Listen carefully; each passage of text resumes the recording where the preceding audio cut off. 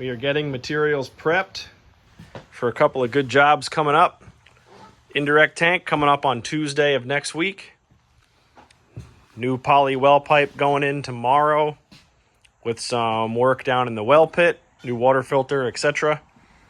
And we have a new 3/4 Type K water service going in the city on Friday. So the video we're going to do for tomorrow is going to be this one. Should be a good one. Stay tuned.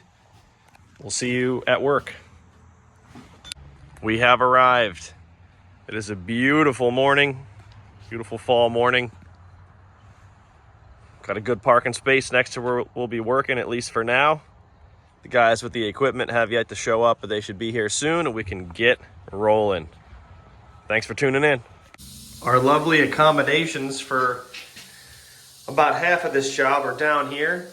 This is PVC piping schedule 40, not approved for potable water, so we're going to remove this and replace it with a copper manifold with 3 new ball valves. Our 1-inch poly is going to stick through right where that first ball valve is, and we're going to test this existing well tank to see what the pre-charge is like, see if we can continue using it, and if not, we have a replacement that we can install. Pumping out the system into the sump pit. This is a pretty crappy setup. It's 1 well pump, 1 well tank for 3 smaller sized homes. So if this well tank is bad, we're going to recommend 2 FL12 size tanks, which will fit in here just fine.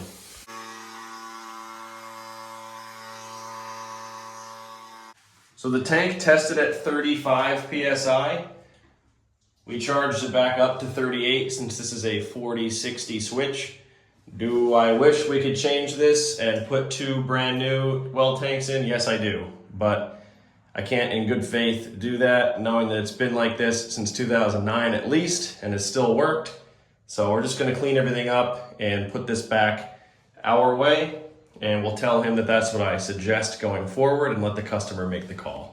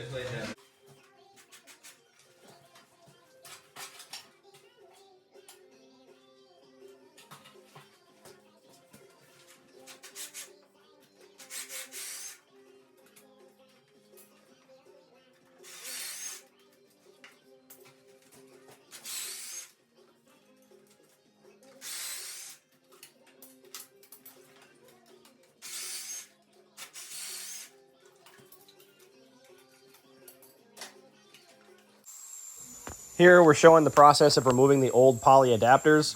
The thin 100 PSI pipe takes only a few seconds with the heat to loosen everything up. The 200 PSI stuff takes a couple more seconds, but once you heat it up, you can remove the old adapters and push in new ones much, much easier. Almost all of these connections have pushed out. Now, whether that was because they didn't hold the pipe inside the fitting during install or the pressure forced them apart, I don't know. But they tried to epoxy this one back together, and the other ones are looking pretty cruddy as well. So that's one of the reasons why we're replacing this whole thing. Here we're going to show the installation of a male by poly adapter. Same sort of situation.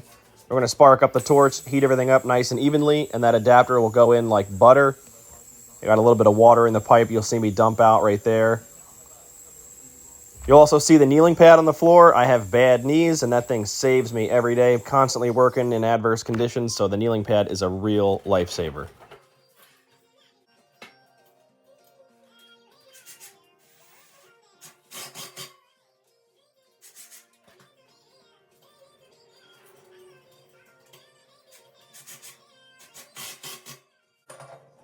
Here we are changing the original boiler drain. This one had a slow drip, and instead of putting a cap on it, it's cheap and easy just to swap it out for a new one.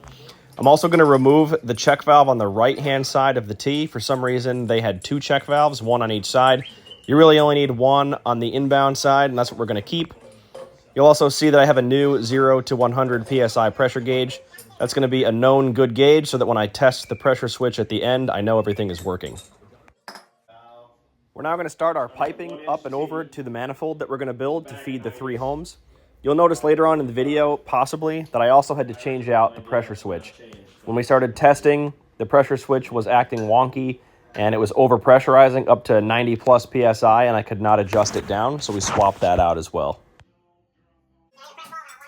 And now we're going to get to my favorite part, which is the layout and piping everything up. You'll see here at the bottom I used a T.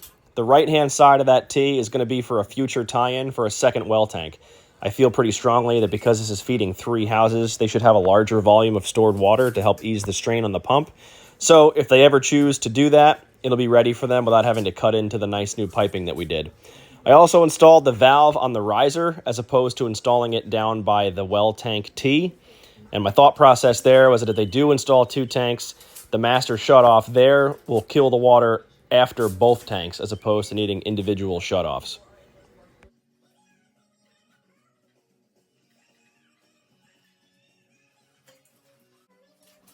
Now we're going to hang some unistrut overhead to support the piping.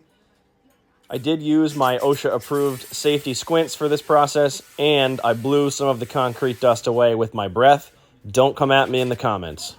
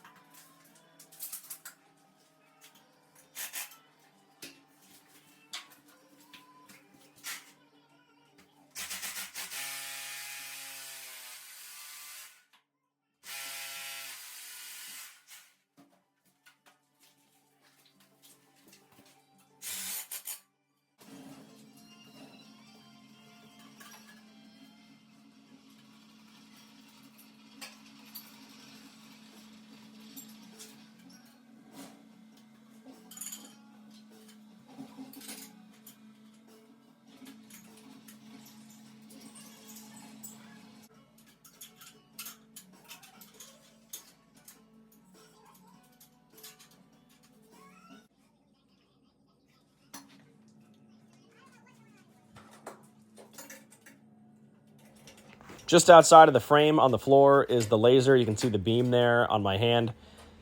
I have this set up. It takes about 2 minutes to do. Makes everything 100% perfect. There's no guesswork. And every single thing is lined up perfectly the first time. The 2 minutes that I take to set the laser up, to me, is worth it every single time. Makes the finished product look a lot better. And it's less guesswork, less measuring. And I'm all for that.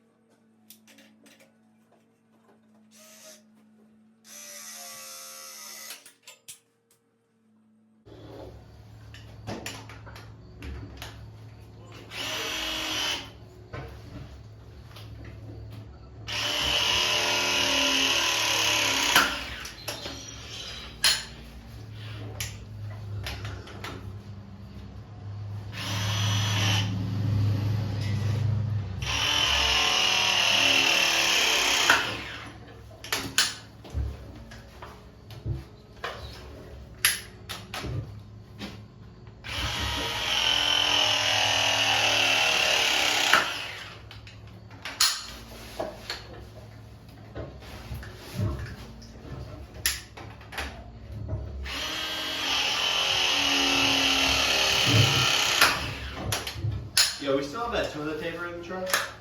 Yeah, I think so. I just gotta blow my nose. Just stop.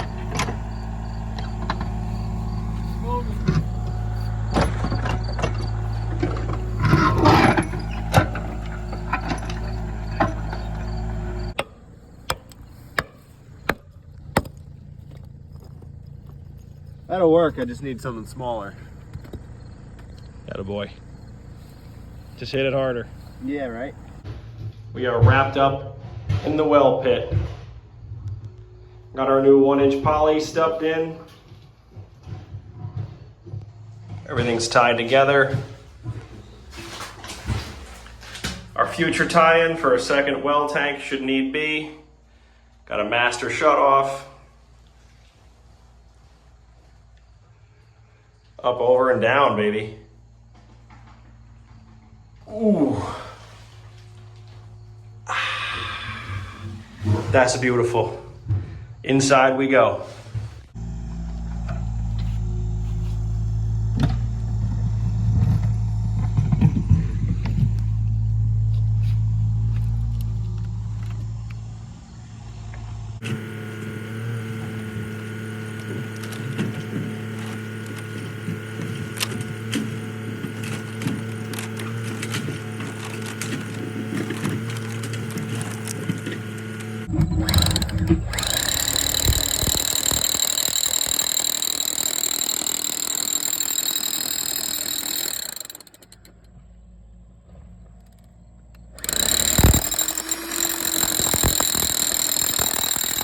Okay, so now that our hole is drilled, the guys have a little bit more excavation to do outside before we can finish up putting the 1-inch poly through the hole in the foundation, and then they can start backfilling and doing what they have to do while we tidy up inside.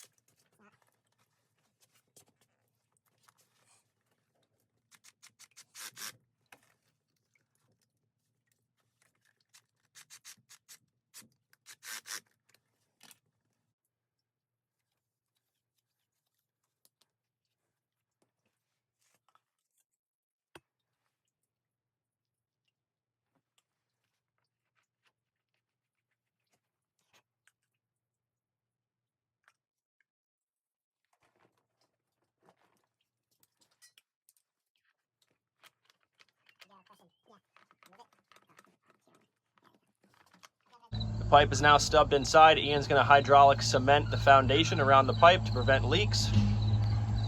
The water's on. Beautiful trench being dug. They're going to start backfilling. Everything's tested, ready to rock and roll. Ladies and gents, thanks for tuning in to another video. This one is wrapped up. Came out really nice. Ian did a good job hydraulic cementing where the pipe terminates through the wall. Came through 1 inch with a 1 by 3/4 coupling. Up to a shutoff. Street 90 into the water filter. Got the wrench hanging out up there, and we use the existing shutoff on the other side just as a secondary shutoff just in case. Filter has an integrated bypass for changing the filter to make that easy.